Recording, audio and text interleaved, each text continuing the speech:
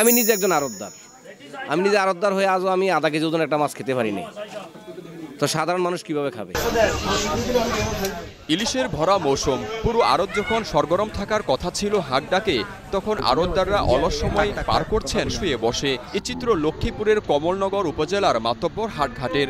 জেলেরা সাগর থেকে যেসব ইলিশ নিয়ে আসছেন তাতে তাদের খরচই উঠছে না। এ দুর্দশা কেন, তার কারণ জানে না কেউ। অন্য বছর তুলনায় এবার অনেক পরিমাণ মাছ কম।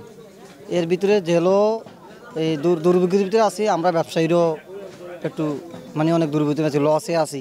এখন আমাদের কোনো লাভের সংখ্যা নাই। এখন মাছ কম নদীতে মাছ কমের থেকে মাছের দাম বেশি। 1 কেজির উপরে যেটা এটা 1300 টাকার উপরে পড়ে, আর আধা কেজি আলাদা 1300 টাকা পড়ে, আবার 4 কেজি আলাদা 800 টাকা পড়ে। মূলত দাম বেশি হইলেও নদীতে ইলিশ মাছ না থাকার কথা। এইরকম মাছ হওয়ার কথা, এরকম মাছ নাই। মাছ না থাকাতে জেলেরা জাল ফাল করিয়া নদীতে গেছে, যাইয়া কোনো রকম মাছগুড়া পাইছে, ইয়াতে কোনো রকম সংসারও চলে নাই এবং আড়তদার গদ্দে নাই। নিরুপায় হইয়া বাকি যুগি চালাইতে পারে না, জাল নষ্ট হয়ে গেছে, অনেক জেলে ফলে গেছে গিয়া। আমার এই 27 টন ফলাইছে, পর্যায়ক্রমে 100-200 জালিয়া ফলে গেছে গিয়া। মাছ একেবারেই কম, ফায়দামূলক হিসাবে কোনো মাছটা এবং সিজন হিসাবে নদীতে কোনো মাছ নাই। জেলেরা এবং ব্যবসায়ীরা খুবই একটা সংকটে আছে।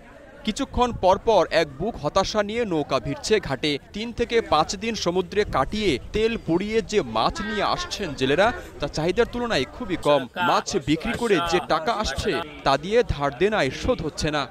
মাছের পরিমাণ তো এরকম ভালো না ভাই, মাছ এবার খরচ বেশি। ধরুন তেল খরচ গেছে 50 থেকে 60 হাজার টাকা, মাছ বেচা হইলো 84 হাজার টাকা। মাছ আনতে গেলে যে যদি নদীতে মাছ পাইতে একটা আনন্দ খুশি লাগে, আর না পাইলে তো দেনা দেন থাই দেই আমরা।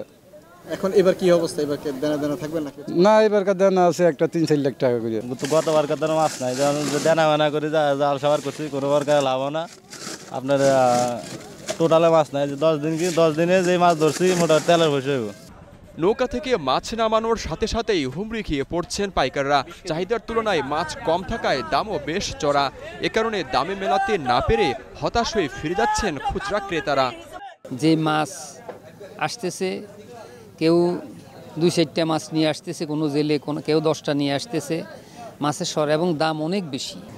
আমরা যে মাছ কিনবো ভালো আর মতো সুযোগ সুবিধা পাইতেছি না ব্যারিকের জন্য। যদিও কিছু পাইতেছি, এটা ব্যারিক কারণ আমরা সুযোগ সুবিধা পাইতেছি না। এমন পরিস্থিতি কেন হলো, এর জবাব আসলে নেই কারো কাছেই। সবারই আশা মাসের শেষ দিকে ভালো পরিমাণে ইলিশের দেখা মিলবে।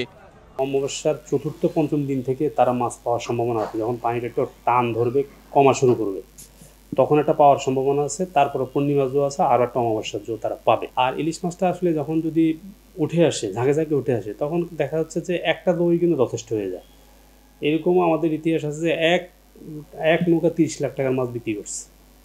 তো মানে সারা বছরে যেটা আসে কিন্তু বেসিক্যালি যদি একবার ধরা পড়ে, এক জোতেই মানে তার লাভ উঠে আসতে পারে। জেলেরা সেই আশা আছে, আমরাও সেই আশা আছি। আশা করি এই মাসের লাস্টে, আগামী মাসের দিকে তারা যথারীতি ইলিশ পাবে। বিগত বছরগুলোর ধারাবাহিকতায় এবছরও যদি 8 অক্টোবর ইলিশ ধরার উপর নিষেধাজ্ঞা আসে, তাহলে আরও প্রায় 1.5 মাস মাছ ধরার সুযোগ পাবেন জেলেরা। যদি এ সময়ে জালে ইলিশ আসে, তাহলে রক্ষা পাবেন জেলেরা, তাতে ইলিশ পাবেন সাধারণ মানুষ। সে আশাতেই যাচ্ছে দিন। Desk report, star news.